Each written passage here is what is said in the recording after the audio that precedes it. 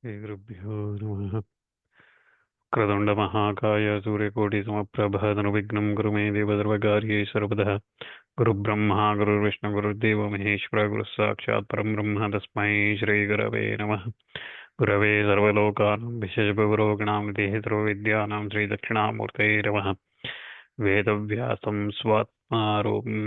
स्वात्मरूपं सत्यसन्धं परायणं शान्तं जितेन्द्रियकृतं शिष्यं प्रणमाम्यहम्।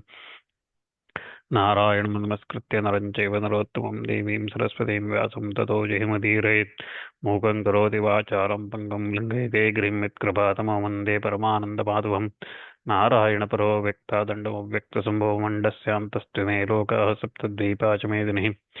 पार्थाय प्रतिबोधितां भगवता नारायणे स्वयं व्यासेन कृतितं पुराणमुनिनामध्ये महाभारतम् अद्वैतामृतवर्षिणीं भगवतीमष्टादशाध्यायं वा त्वामनुसन्दधां भगवत् गीते भवेद्वेषिणीं। श्रुतिस्मृतिपुराणानाम् आलयं करुणालयं नमामि भगवत्पादं शङ्करं लोकशङ्करम्। अवतीर्णश्च कालट्यां केदारीन्द्रहितश्च चतुष्पतिष्ठात यदा शङ्करो गुरुः. So we were looking at in the Jnana-Karma-Sanyasa Yoga, the 28th shloka, we were looking Dravya Yajnastapo Yajna Yoga Yajnastadapare Swadhyaya Jnana Yajnascha Yadaya Sanshrita Vrata. So there we looked at Dravya Yajnas, Tapo Yajna. We were looking at Yoga Yajna. As part of that, we were looking at Ashtanga Yoga, right? So the first we looked at, we were looking at Yama, Asana, Prana, Pratyahara, Dharana, Dhyana, Samadhi. So these Ashtanga Yoga, we were looking at Yama, Asana as part of this shloka. So Yama is Ahimsa, Satya, Steya, Brahmacharya, Parigraha. So these five are Yamas, part of Yama. Ahimsa we looked at, which is abstention from injuring to any animals, either through harming to physically, mentally, or verbally, not harming any. And then we looked at Satya, and then Asteya, Brahmacharya as well. Parigraha, Aparigraha is the one we were looking at. We started looking at, and that we looked at a little bit more in detail. Before we go there, just on the Ahimsa part, while explaining about the meat eating, I said there are three different paths. One is not eating at all. The second one is the sanctified meat, eating those things, the permitted animals killed as per the Shāstras. And then the third one is just randomly eat whatever that comes to the plate. Okay, so whatever that's available, eat everything without any rules and regulations, without anything. So the lowest of the low is the eating everything, and then the middle ground is the one that eats as per the Shāstras, killed as per the Shāstras, and then the best, the path as per the Moksha Marga is the one which does not eat any of the meat. Now, just on that eating the meat which is sanctified by the Shāstras, killed as per the Shāstras, there is one thing that needs to note is there are restrictions as per the Dharma Shāstras, with all the rules and prohibitions or procedures, everything that depends on various things, who you are, the timing, and all those kind of things. So just like here, there are some restrictions based on the time. Okay, say for example, this meat eating is prohibited, or the killing, sacrificial animal sacrifices and killing animals for the sacrifices is prohibited in Kali Yuga. Okay, so that is the Yuga Dharma. In Kali Yuga, Parashara Smriti says that in Kali Yuga, animal sacrifice is prohibited. So just like there are various other things prohibited, for example, Niyoga is prohibited. Niyoga is marriage or having children through another person when husband cannot.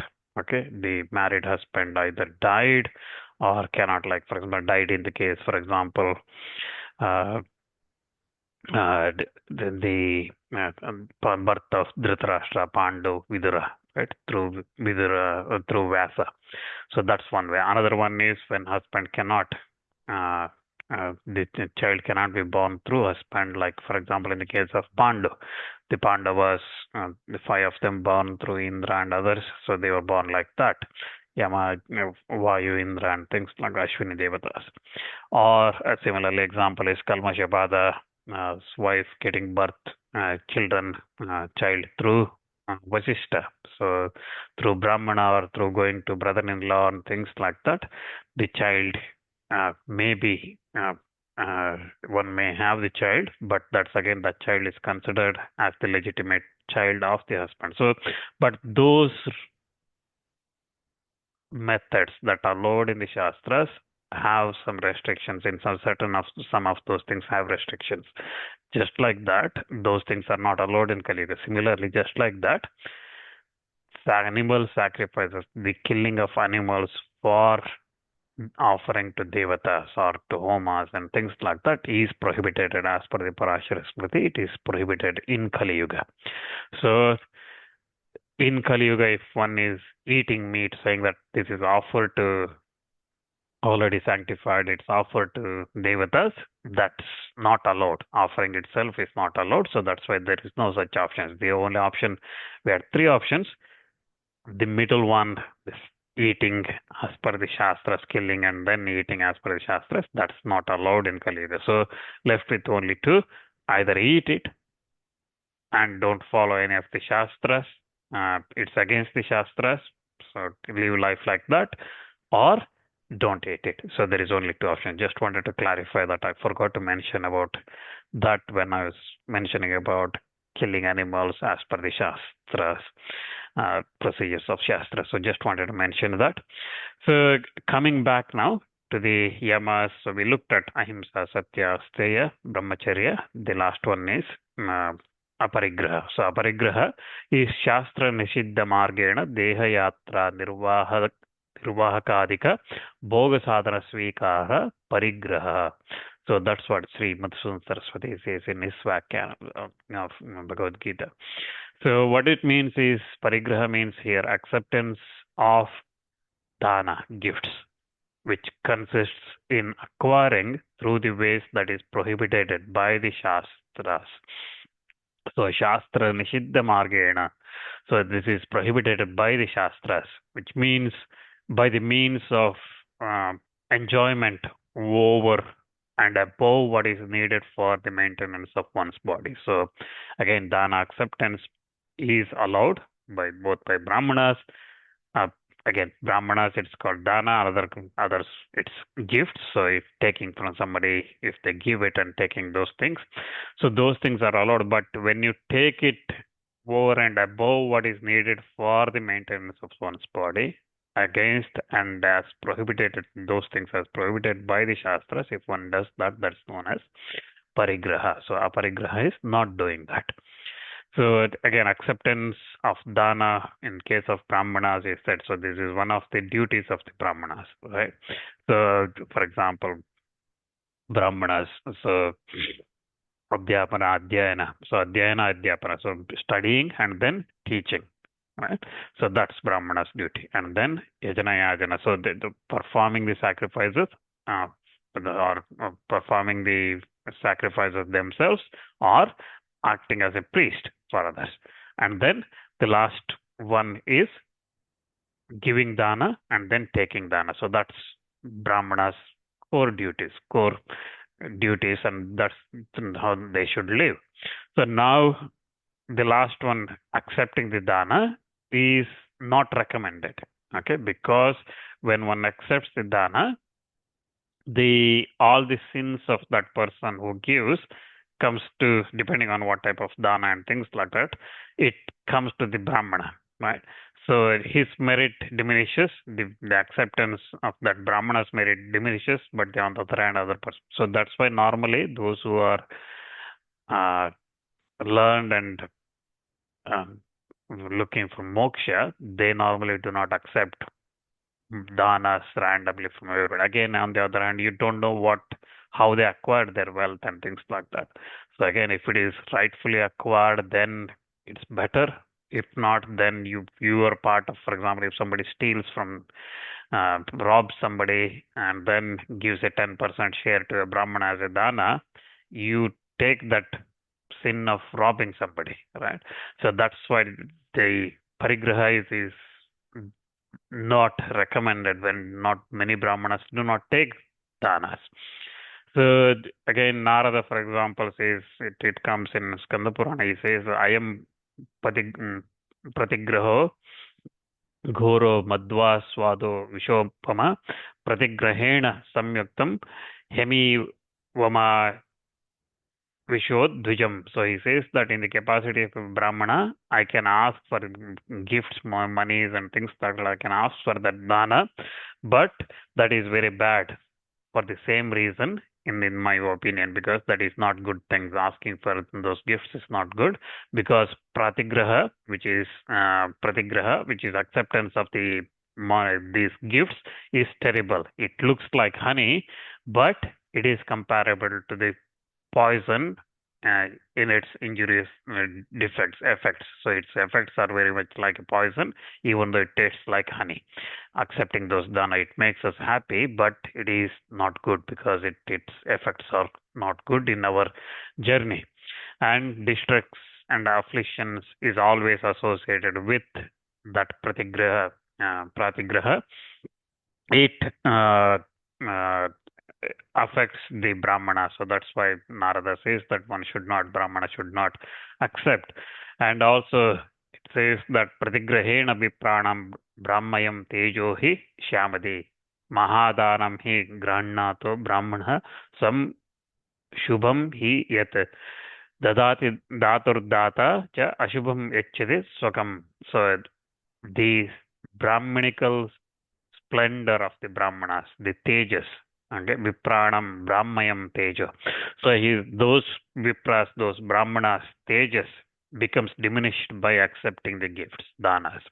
And a Brahmana who accepts the mahadana, which is like gold, cow, bhumi, and things like that.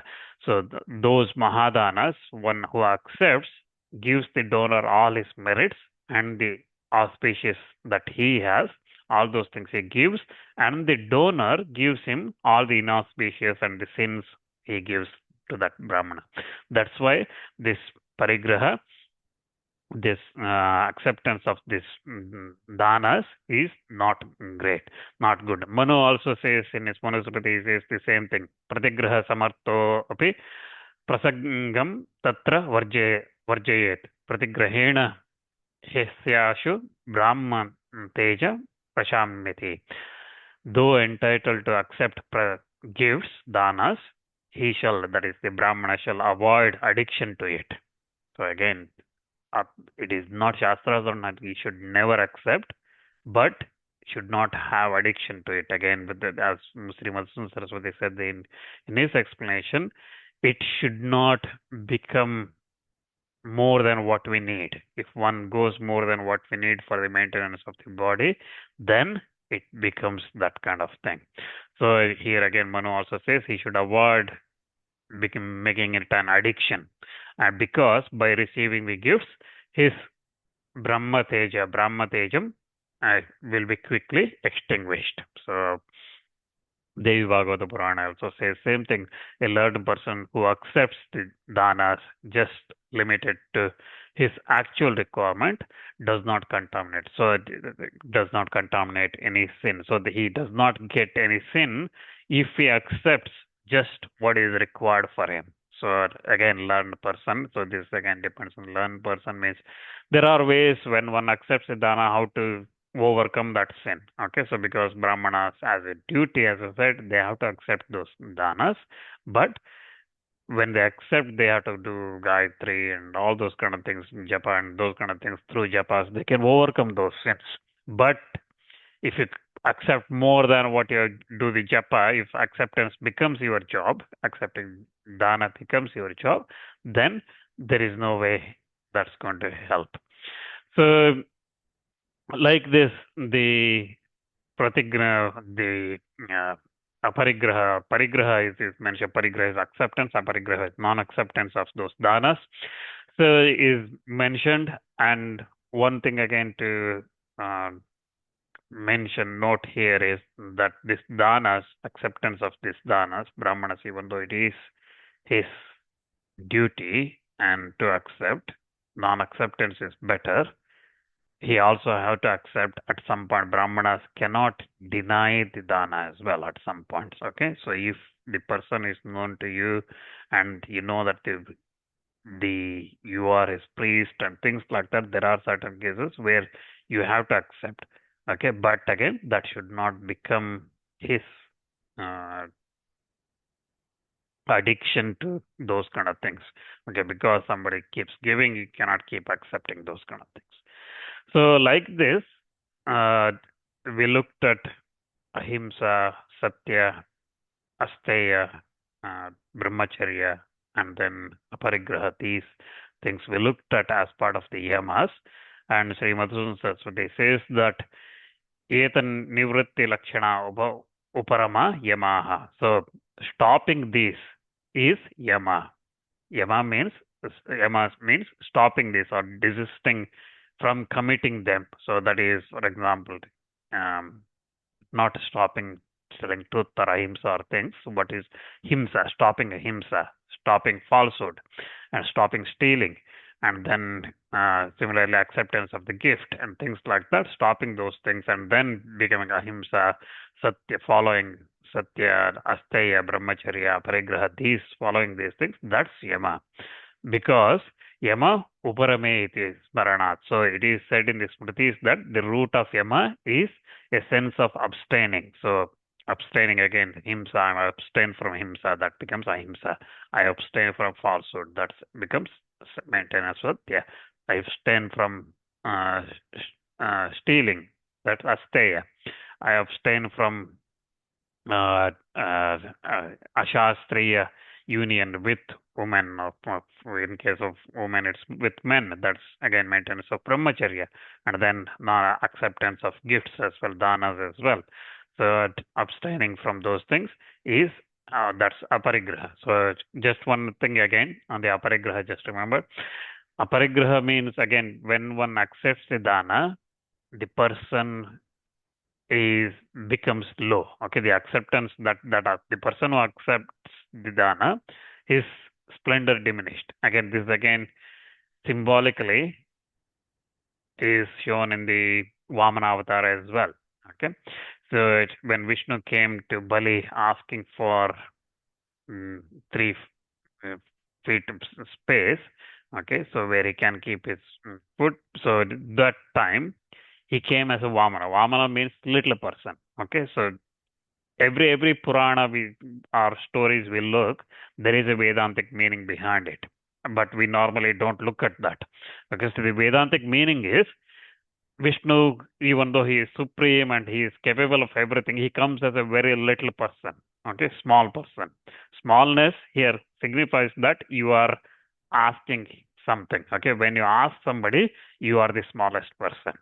Okay, when you say that I need this and you beg, then you are the smallest person. That's why parigraha is acceptance. The begging of that things is not good. So anyway, so coming to this yama as a Smriti says that these abstaining from these things is yamas. Now we'll look at the niyamas. So yama, niyama, asana, 3 we said we were going to look at as part of this shloka.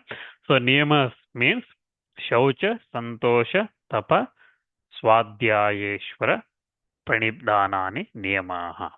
So shaucha, santosha, tapa, swadhyaya, ishvara pranidhana.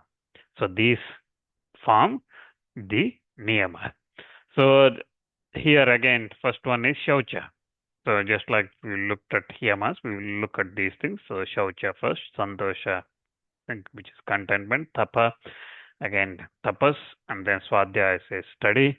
Ishvara pranidhana is offering or devotion to Bhagavan. So shaucha means purification, cleanliness. So Sri Madhusudan Saraswati says that tata shaucham dvidam brahyamabhyantaram cha.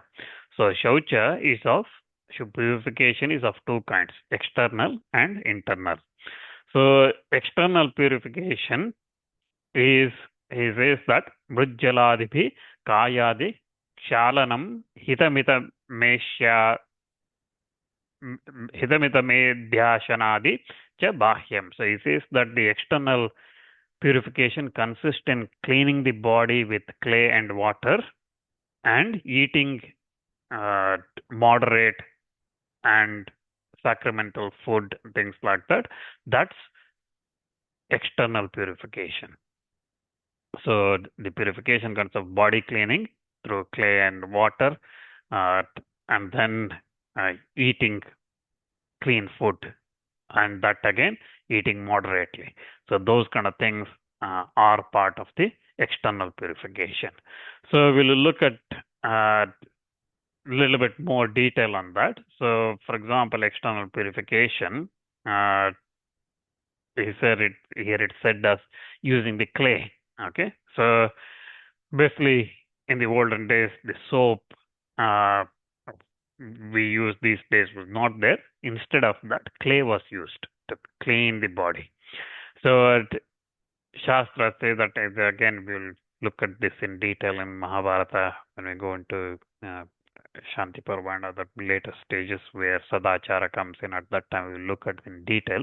But quick summary here is, for example, Brahmanas should use the white color earth, and Kshatriya should use red color, Vaishya should use yellow color, Shudra should use black color earth and to clean themselves.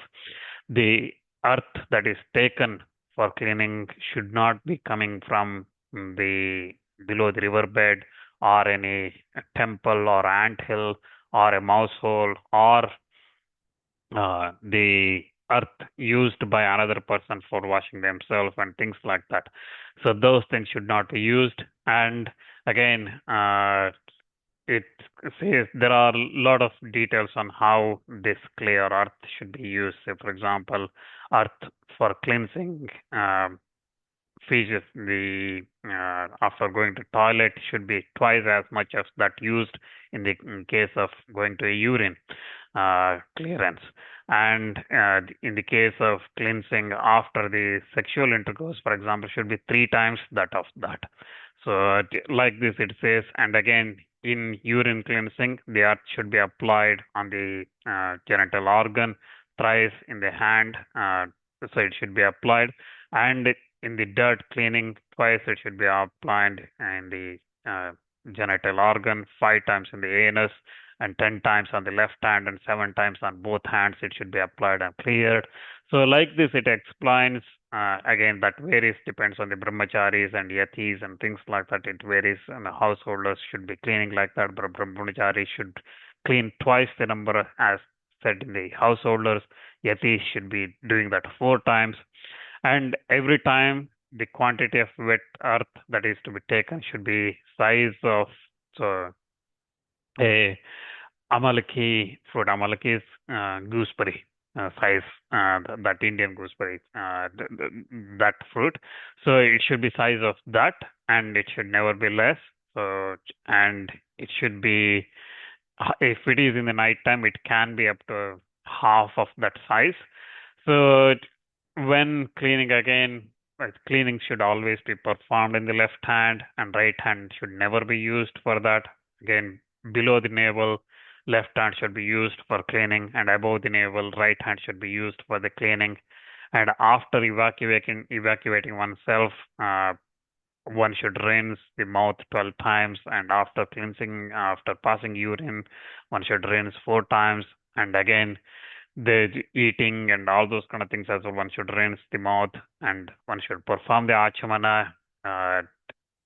There are things like this that's mentioned.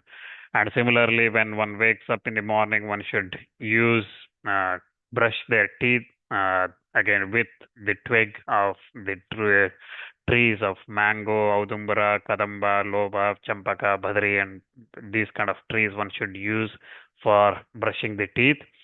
And this brush again should not be reused again, things like that. And then one should do snana. Snana is bath. So when one does the bath, again, there are different types of bath mentioned as well. So, Agneya bath, Varuna, Brahmya, Daiva, Vayuvya, Indra, and things like that. Divya, and things like that. So, Agneya is bath through Bhasma. So, when applying the Bhasma, that's the Agneya bath. Varuna bath is plunging into the river or water bodies, so taking bath through that, lake, ocean, and so on. Brahmya is through the mantra, sprinkling mantra, apohishta, that mantra, through that, reciting through that mantra, taking, purifying oneself. And the Vayuvya is exposing oneself to the dust particles kicked by cows. Okay, so that's Goduli, that's called Goduli. So as the cows pass, if you're walking behind, the dust that comes, that purifies the body. And then Indra is like taking bath in the rain, and Divya is taking bath in the sun. So sun standing in the sun, and then that kind of purification. Again, there are different, which is the purest and things like that, depending on which Purana you look. There are certain variations, but rain bath, for example, is not considered as the best. Rainwater is not considered as the purest. Okay, so for example, you can't take rainwater directly and use that in the puja and things like that. The water that has to come from the earth. So your rainwater falling on the earth, it has to enter inside in the sediments and then go through 7 rocks, and then it needs to come out, and it becomes pure for usage in the pujas and things like that. So that's why rainwater bath is not the purest and cleanest one.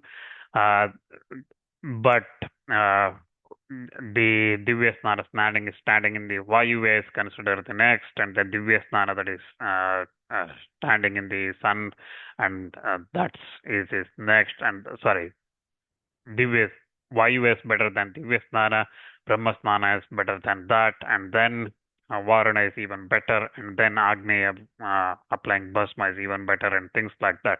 But in all the cases, when one takes bath, one should not be naked. Okay, na nagna karchit snayat. So Mahabharata and Śāstra Parva says that na nagna karchit snayat. So one should not take bath naked. Similarly, Krishna, for example, we all know story of Krishna stealing Gopika's dresses, right? So while they're taking bath, that story is famous. But why Krishna took away those clothes, nobody knows. Okay, nobody wants to know. Krishna says after taking those clothes and while handing them back to them, he tells the gopis, this comes in Srimad Bhagavata Purana, he says them clearly that because it is an offense to devatas that you enter the water in nude state.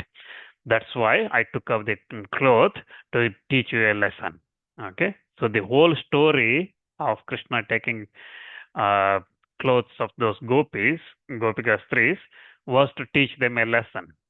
Okay, that they should not enter the water in nude state. But we all remember Krishna's leelas, but we don't remember why he did it. Okay, so that's again, so I'm just diverting. The focus here is cleanliness and purification. So snana is another method. So like this, one should purify oneself after eating food, after going to the toilets and things like that. One should wash oneself. So with all the hands and all the impure body parts, one must wash. And there is again during the pujas and things like that, achmana and brahma snana and things like that, there are methods one purifies oneself during the pujas, before the start of the puja, or sandhya, or anything like that. So that's the external purification. Again, food as well. Food purification, one eats whatever that's purely cooked and cooked by cooked in a clean place. The materials are clean. The person is clean and things like that. There are rules of where food is cooked, and Brahmana eating Shudras cooked food and things like that is not allowed. So there are rules on the purity of the food as well. So that's the external purification. Then from the internal point of view, Srimad Saraswati says that in his Vyakhana, he says, Maitri Muditadibhi muditavidhir madamanadi chittamalakshana lana mantra maitri muditadhivi ir madamanadi chittamalakshana mantaram. So he says that the internal purification consists in washing away the impurities of the mind, such as arrogance, conceit, and so on, through friendliness and joyness and things like that. So the person who does not become pure by the means of holy bath in the tirthas or means of austerities, the people do not, Shastras again repeatedly say this, that one does not become pure by taking bath in holy tirthas, but bhava shuddhi param shaucham pramanam sarvakarmasu. So the purity of mental purification disposition is the greatest shaucha, is greatest means of cleanliness. By this are to be judged all the holy rites and things like that, whether it is as well as the ordinary activities of a person, one should judge based on that bhava shuddhi, the mental purification. One should purify the mind, and one who is extremely pure in the mind attains heavenly pleasures and moksha. So that's what the purification. So shaucha part, both internal and external purification. Then comes santosha. Santosho vidyamana bhogopakarana dadika syanu paditsarupa chittavritti. So santosha or contentment is a state of mind consisting in not having craving for acquiring more than the existing means of enjoyment. So this is purely the contentment. So this is enough for me. So that contentment is known as santosha. So niyama is one of the niyama here is that contentment, developing that contentment is important, saying that what I have is sufficient for me. So that's the contentment, because always there is somebody who has more than what you want, whatever you look for. The other person always has the more, and if the moment we start thinking about that, that santosha, that is gone. So that kind of mental satisfaction one should develop, and that's what here it is saying as part of the niyamas. Then next one is tapa. Tapa kshiptipasa shitoshnadi dvanda sahanam kashta maunakara maunadi vritanicha. So here Sri Matsun Saraswati says that tapa is austerity, which means that forbearing the dualities of Shita Ushna, Kshiptipasa. So that is Kshiptipasa is hunger and thirst, Shita Ushna is heat and cold, and things like this, the dualities of these kind of things. Anything, okay, so it's happiness and sorrow and all those kind of things, the dualities, controlling all those things, austerity, going to forbearing all those things. Again, this is done through Kritcha, Chandrayana, and other vratas and things like that. And the vratas, vratas like Kashta Mauna, Maunakara, Maunadi. So the Kashta Mauna, Akara Mauna, and these kind of vratas, one of performing them, through that one attains this forbearing all the dualities, and that's what is said as the tapa here. So Kashtamona means not expressing one's mind even through signs. So Mauna Vrata means one is not speaking. Okay.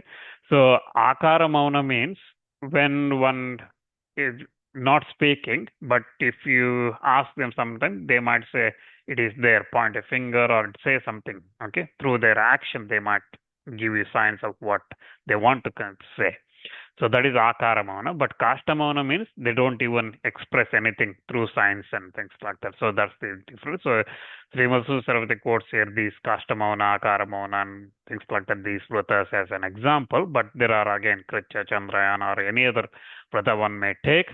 So forbearing all the dualities and performing those vratas is known as tapa. Now, when the types of penance one should perform without any attachment and dvesha. So when performing the penances, one should not have any attachment or dvesha, and they should be performed according to one's capacity. The benefit of all of them is again should be equally desirable, and they should be one through this one performing like that without any raga, dvesha, any attachment, aversion, and things like that, uh, to performing to one's best capacity, ability, one attains the siddhi. That one, whatever one desiring, one attains that. So, like this, the tapas should be performed. So, and again, regarding the tapas, it is said that tapa eva paro dharmas, tapa eva param vasu, tapa eva parakkamo, nirvanam tapa eva hi, rutena tapasa kvapi, labhya aishwarya sampada, padam druvadi bhi prapi kevalam tapaso balat. So it says that tapa, penance, uh, or austerities alone is the greatest dharma. Tapa eva paro dharma. And tapa alone is the greatest wealth. Tapa alone is the greatest purushartha, uh, called love. And tapa alone is certainly the moksha, because prosperity and riches cannot be obtained anywhere without tapa, without tapas. And good position was obtained by many, including likes of Dhruva and others, only through the strength of tapas, austerity. So that's what Purana says. So tapas, that's why is one of the niyamas. So we looked at niyamas: shaucha, santosha, tapa. Then we need to look at swadhyaya and Ishvara Pranidhana. So swadhyaya means swadhyayo moksha shastranam adhyayanam pranava japova. So swadhyaya means either study of the shastras, scriptures dealing with moksha, or repeating the pranava, omkara. So japa of the omkara, so pranava japa, or moksha shastranam adhyayanam. So that is swadhyaya. And then Ishvara Pranidhana is Ishvara Pranidharam Sarva Karmanam Tasmin Paramaguru Pala Nirapekshata So Ishvara Pranidhana is surrendering to Ishvara, Bhagavan, and means the dedicating all the actions to him, the Paramaguru, without hankering for any fruits. So that Paramaguru, that Ishvara, are dedicating all the actions to him and surrendering to him without expecting any results, any fruits of that karma. That's only thing is Bhagavan Prityartham. Okay. Say Parameshwara Prityartham. So only thing we say, the only thing is we want to make him that Ishvara be pleased. Only for that we do this karma. So like this one offering that is Ishvara Pranidhana. So like this one should perform. So those again, Srimad says that these yamas and niyamas have been again detailedly explained in the many Puranas as well. And that's so yamas, niyamas is now covered. The last one we need to look here in the Ashtanga Yoga aspect of this shloka is the asana. Asana means again that one sits. Okay, so the idea is that of a seat consisting of kusha grass over which a soft skin is placed, and over that a soft cloth. This again we will look at later in the sixth adhyaya, Atma Samyama Yoga. We will look at where Bhagavan says, Shaucho Deshe Pradishtapya Sthiramasanam Atmanaha. So when Bhagavan says that, we look at that detail of what type of asana one should be using, a yogi should be using while sitting for dhyana and things like that one should be sitting. And Patanjali also says that Sthirasukamasanam. He says that a seat which is firm and pleasant to sit. Okay, so that's why you will have kusha grass, and then on top you will have skin, so deer or tiger skin, depending on your ashrama, and then you will have a soft cloth, normally silk, cloth you will have that. So that's a 3 layers that's there. So that's the seat that's made. One should arrange his seat in a clean, hallowed, level place and seat himself in the erect, stable, comfortable posture while performing any pujas and things like that. So that's why dhyanas and things like that, one should be sitting like that. So that's the asana. So that uh, as part of this yoga yajna, the performers of the sacrifices through the yogas, we looked at here, those yogis are those who are immersed in the practice of these kinds of yama, niyama, asana, pranayama, pratyahara, and things like that. As I said previously, we already looked at pratyahara, dharana, dhyana, samadhi. We already looked at. We looked at as part of this shloka yama, niyama, asana, and we look at the pranayama as part of the next set of shlokas. But before we go there, as part of this shloka, we need to look at the Swadhyaya Yajna and Jnana Yajna and Sanshita Vrata. So those things we need to look. We'll look at that probably next time. Okay.